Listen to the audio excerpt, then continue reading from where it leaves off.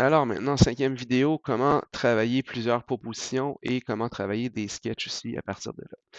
Proposition, mais là, je travaille sur la proposition 1 tantôt, depuis tantôt là-dessus, je trouve ça vraiment intéressant. Mais mettons que je voudrais travailler d'autres propositions. Fait que je pourrais venir faire bouton droit et faire simplement dupliquer. Je tombe en proposition 1 ici, copie. Je vais la renommer quand même pour aller en proposition 2. Voici.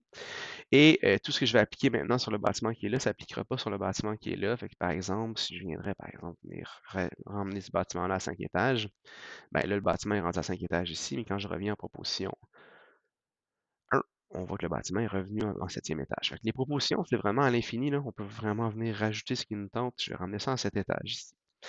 Ce que je vous suggère de faire, remarquez le fait que j'ai ramené ça en 7 étages, on a perdu un peu l'effet. Je fais des undo, je ne suis pas sûr être capable de venir chercher des effets. Non, c'est pas grave. Je reprends le bâtiment, je ramène ça en 7 étages ici, parfait. Je pourrais venir faire un peu ce que j'ai fait tantôt, là, venir, en réalité, on voit qu'on a le 2, le 4, il y a le 6, là, si je viens sélectionner le 6, comme ça ici, on voit, en sélectionnant le 6, puis j'avais sélectionné deux plans pareils, il vient appliquer le plan automatiquement dessus. Et voici. Alors, ce que je vais faire, c'est que je pourrais créer, comme je dis, plusieurs propositions. Je vais venir en recréer une nouvelle qui serait ma troisième proposition, et celui-là, en réalité, je vais le renommer, et je vais le renommer Sketch. Sketch, ça veut dire quoi en réalité? C'est que je vais prendre le bâtiment lui-même. Oups, j'ai attendu une minute. Le sketch, ce qu'il va me permettre de faire, dans les faits, c'est qu'il va me permettre de venir redéconstruire le modèle encore plus.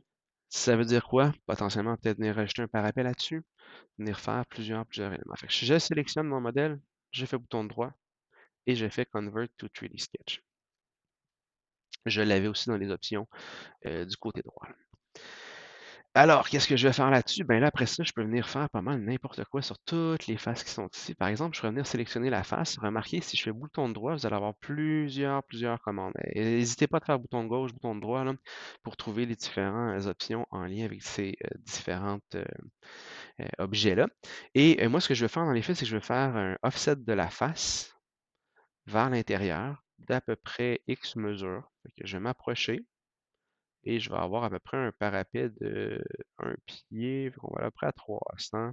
Je pourrais bien entendu l'écrire, comme ça ici. Et vous voyez, je viens de diviser la face. Qu'est-ce que je préfère aussi par rapport à ça? Je préfère peut-être un Extrude Face. Même chose, je préfère bouton droit, Extrude Face. Et il va me demander à partir de où, vers où. Alors, je viens de faire ici un grand parapet, peut-être un muret, même un muret sur une terrasse, comme ça ici, 1 mètre de haut. Pas assez haut par rapport au code, mais quand même. Ensuite de ça, qu'est-ce que je pourrais faire? Ben, je pourrais venir peut-être rajouter des colonnes à des places, ce genre de choses-là. Fait que, par exemple, si je voudrais venir rajouter une colonne ici, je pourrais venir sélectionner et venir dessiner un rectangle de 6 pouces par... Alors, un petit 150 par 150 peut-être, 150 par 200, ici et là. Alors, je viens de rajouter un petit rectangle qui est ici. Encore une fois, ce que je pourrais faire, bouton droit, extrude la face à partir du point qui est ici jusqu'au point qui est là. Et voici une petite colonne sur le coin qui est là. J'aurais pu faire un volume 3D aussi, rajouter un volume 3D, venir le positionner comme je le voulais. Je pourrais venir aussi déconstruire les différentes formes en faisant des lofts, des sweeps, toutes sortes de commandes. Je ne passerai pas à travers toutes ces commandes-là, là. Par exemple, je pourrais venir faire un filet peut-être sur radius de. En ce moment, je suis à combien? Je suis à 1 pied. On va l'essayer.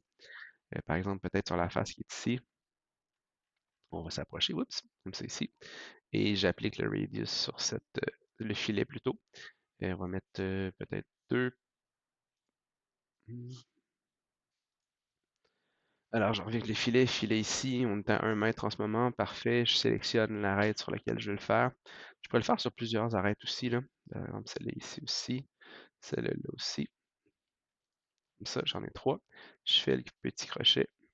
Oups, petite erreur encore. On recommence, petite erreur ici, parfait, go. On fait OK maintenant et on va ici. Je vais la refaire en plusieurs étapes, je ne sais pas si ça va fonctionner, là. Je ne l'utilise pas très souvent cette commande-là. Et le voici. Un dernier. Peut-être que je ne peux pas le faire d'un coup, pas vraiment grave. Oups, il y avait une petite surface ici manquante, pas grave. Je pourrais venir potentiellement supprimer la surface qui est là, l'enlever.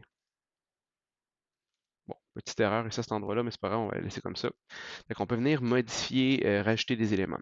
Par contre, une chose bien importante, là, je vais sortir du sketch, je n'irai pas vraiment plus loin là-dessus, ce sera vraiment votre imagination. Remarquez qu'on aurait pu faire des fenêtres, peut-être en faire une ou deux. Je reviens dans mon sketch. En double-cliquant dessus, je vais venir rentrer dans le sketch. Et par exemple, je voudrais travailler le volume au complet aussi encore. Et potentiellement travailler la façade qui est ici. Euh, Travailler des rectangles sur la façade. Par exemple, ici, ça. Et bien entendu, ça veut dire que je peux faire un extrude. Puis si je fais un extrude en négatif, on va enlever une partie du bâtiment. Et si je ressors de là, on va voir en réalité que je vais avoir une face, ça donne une fenêtre, un mur rideau ou autre. Excusez-moi, la voici. On voit en réalité que je viens de travailler la volumétrie des façades aussi, je suis capable de venir donner un effet. Une chose qui est bien importante, c'est que j'ai mes sketchs aussi qui sont ici, qui sont vraiment des sketchs où est-ce que je peux venir modifier les plans. Non, par contre, alors ce qui est important, c'est qu'on vienne faire ces modifications de sketch-là sur des propositions dans lesquelles on veut travailler ces sketchs-là, parce qu'il n'y a plus maintenant de lien entre ces différents volumes-là. Fait que notre volume de base, tantôt, comme c'est ici, volume potentiellement peut-être un petit peu travaillé, deuxième volume, deuxième proposition qui a quand même pas beaucoup de modifications par rapport à la première. Et la dernière ici, dans les faits, qui est un petit peu plus travaillée, parapet, colonne, petit trou à l'intérieur, petite courbe aux différents étages ici à cet endroit-là et autres. On vient travailler la volumétrie de cette façon-là. Ça, c'est vraiment le sketch. Comme vous pouvez voir, je ne passe pas à travers toutes les commandes, ni dans le sketch ni autre, mais c'est des commandes souvent dans Revit, dans d'autres logiciels 3D que vous avez déjà vus. Vous allez être capable de vous promener à travers ça. Ça, c'était pour le sketch. Maintenant, dans un dernier vidéo, on va travailler sur comment on fait pour exporter ça dans Revit, comment on peut créer des analyses et comparer des propositions de ces différents éléments.